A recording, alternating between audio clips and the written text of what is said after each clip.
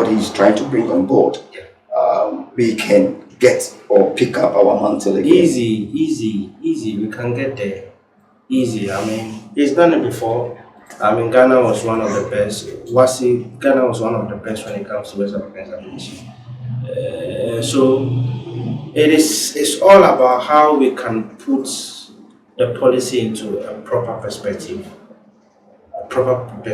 to help it grow, to help it expand, to help it do well.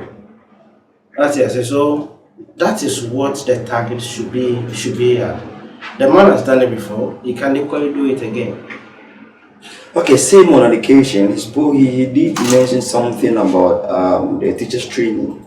Yeah. And then the alawa as well. Yeah. What do you make of it? Yeah, so JM has always been someone who has been truthful to Ghanaians. I remember one of the reasons why Ghanaians voted him out in 2016 is the fact that he said he was going to change the teachers training allowance to a loan for them, so that they can use that when you are done. You can actually get the necessary training allowance, the teachers training allowance is going to turn it into loan for them, as is being done in the universities. But I mean, obviously, we didn't accept this route. But in the last 8 years, what happened? The other government, Akufo-Addo's government, promised that they were going to pay, but they didn't pay. So it is the same thing he's trumpeting now. You can take a student loan to help with your school, to help to help pay your bills, fees and other things. And then when you are done, especially you the nurses, they can build hospitals for you to be posted. And their nurses that are still in the house. Yeah, that is, and it all falls under the education sector. Yeah. So we have about thousands of nurses. Yeah. Yeah, but now I came across something on the internet that if you are not a nursing government student, it's difficult for you to be posted, especially the private ones. So because looking at the Mahama's policy, I came across something. He said it's not. I think he said a free education. He's going to cut it across not only government, but the private sector also. Yes. So one of the reforms or the review of the free SHS is to rule in the private schools as well onto the policy. So all these initiatives, as I pointed out, is something that is 120 days social contract with Ghanaians is going to bring out. Do you know Ghanaians have already started counting the 120 days? Yeah, it has started, obviously. So in the next couple of days, weeks, months, you see what will unfold in Ghana. So what of those graduates that are still jobless in the house? And then the nurses that have not been posted.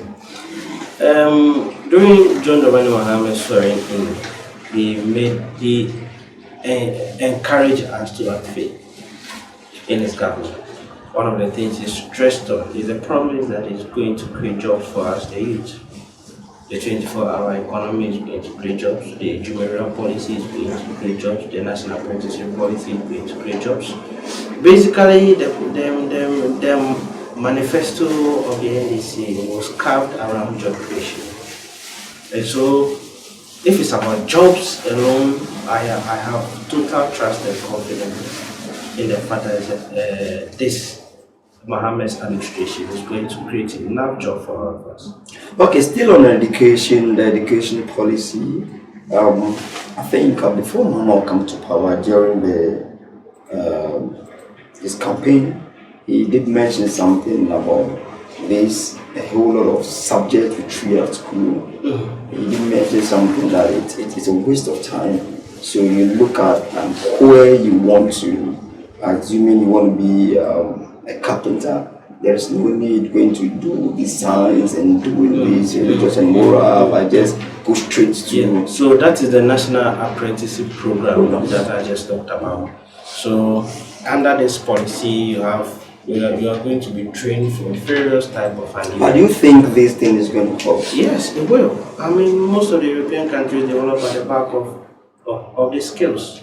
of apprenticeship or skills. They didn't develop on the back of, just books and the likes. They develop on the backs of skills, train labor. So this is really going to help us going forward. So still on education, so if you said this is going to help us, you can attest to the fact that you see a university student who read science at school, then during his national service you will be posted to be directing the traffic. Sometimes you see a certain student, then you will be posted at a place that is not even closer to what he studied at school. So what is the plans that the government has for such things? In terms of posting. In terms of posting.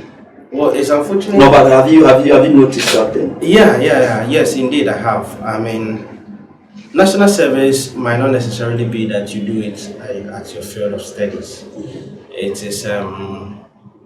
is your way of giving back to the state. No, then I think it is a waste to even, because for you to have the experience in what you studied at school, you should be taken to the same field. Yes, it is quite unfortunate that in our part of the world we don't get that happening, because most of the institutions, most of the students that come out, the number is more than most of what the institutions need. And so you see an overflow of some of us going into other areas, going into other departments, going into other sectors that I have no knowledge about. But the good thing is that it diversifies you. It makes you and prepare you for the job market, prepares you for the labor market, because at that point you've learned things that you haven't learned in the classroom. So in a way, the ideal situation is that you'll be posted to where you have been trained in. But if that doesn't happen too, it just adds extra layers to your wealth of knowledge in diversifying you to learn more and be prepared for the job market. Okay, so still on education, our education minister, Edichu, education minister, so is it going to be changed? Oh, shit. But most definitely. But he's doing well. Almost definitely. I mean, he's not. GM must craft his own team. The president must have his own team. He must have his own ministers. This has been the practice. She's not going to be the first president to introduce it. That's been the practice for years now. So that is just how it is going to go. Okay, moving away. They are equally competent, even more competent people in the LEC to handle the education.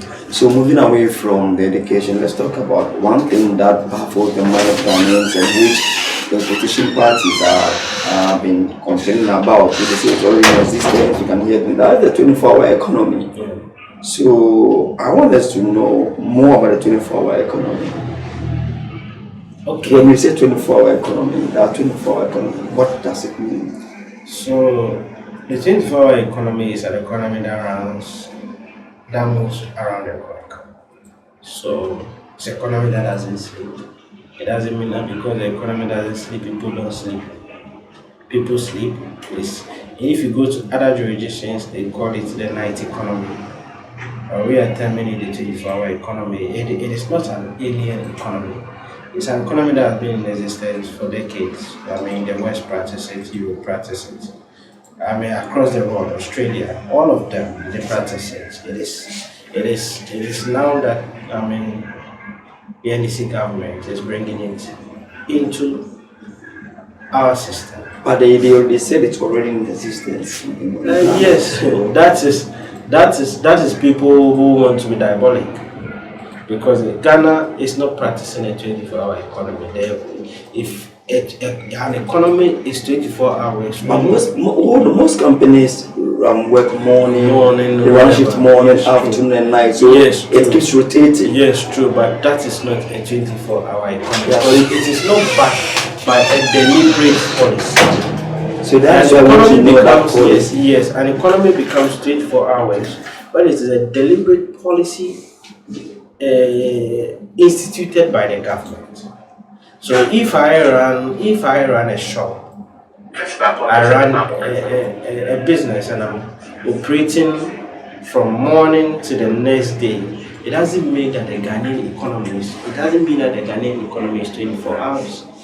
The Ghanaian economy becomes 24 hours when it is backed by a deliberate policy, which is why the president has said that he has appointed Kusitano to head the 24-hour economic policy. It has become, even in the first 120 days, it's going to submit it for its legal frameworks to be developed. So then the economy has officially started running the 24-hour policy. So you may run your shop for 24 hours. It doesn't mean that the Ghanaian economy is running 24 hours. So that is the dynamics and those are the differences. So we're looking at this 24-hour economy. How is it going to affect the Ghanaian citizens?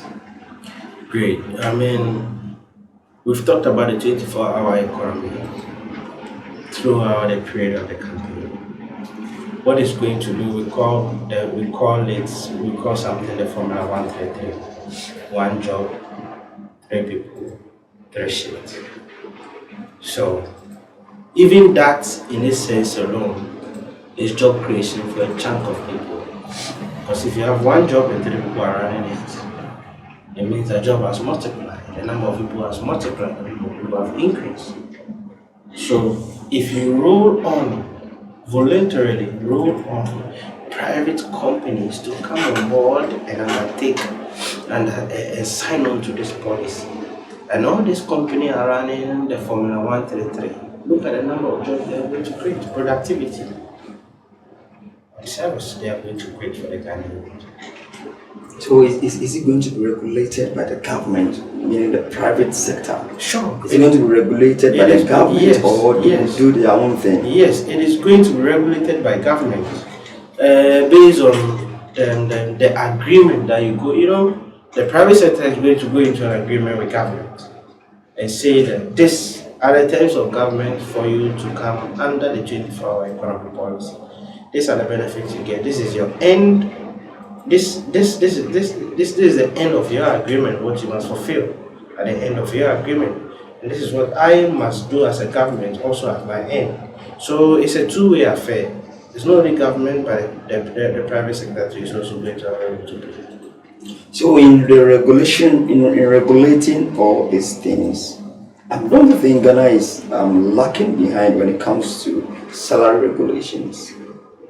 Because you can hear even this our system now that other European citizens, these Chinese, these people come to our country, establish a firm, and then pay the citizens 200 cedis, 500 cedis. Don't you think the government need to have a regulation that has a fixed salary for based on your educational level? Yes, you know, Ghana has a minimum wage system, and if anything, I think it is that which must be reviewed, because most of these companies, they make a case that our minimum wage is what they used to pay, but we all know that even the minimum wage is the minimum wage structure. If you want to pay citizens based on that, and if you just oppose that with a high cost of living, then we are basically earning nothing. So if anything at all, that is where the reform must start from. That is where the reform must start from. Tackling the minimum wage challenge and ensuring that these things are done in a way that will benefit the citizen. And also trace the company to their home country and see how much. Another thing we can do is to see how much they are paying their workers there, and how they are paying our workers here, and see that how they are paying them there is the same way they have to pay such qualified people as well here. So these are issues that must be looked at in its proper terms. You see what we can derive from. So speaking about 24-hour economy, you know, for the economy to come back to its normal state, I think reviewing all of these things will also help the economy. Yeah. Because What I am seeing, I think the government is not doing its best. They only give a sweet word. So I'm thinking Jane is also giving Ghanaians just the sweet words so that they will get the votes that they want, but I'm not to do what the citizens need. Because looking at this 24-hour economy, what companies has he built or is he yet to build that will help the growth of this or to bring this 24-hour economy into reality? Yeah, I mean, I mentioned earlier before the 24-hour economy is going to rule on private sector. It's going to rule on the public institutions, the public sector. But we all know that in every economy, it's the private sector that drives the economy. It's the private sector that drives the economy. So what the policy is going to do is to roll on the private sector by giving them incentives in tax, incentives in electricity usage, incentives in government petition. Is it not equal as the Agenda 111? No, the number one is for hospitals, and even that it was just a slogan. Even the ones that the commission, you see that they are not even completed yet.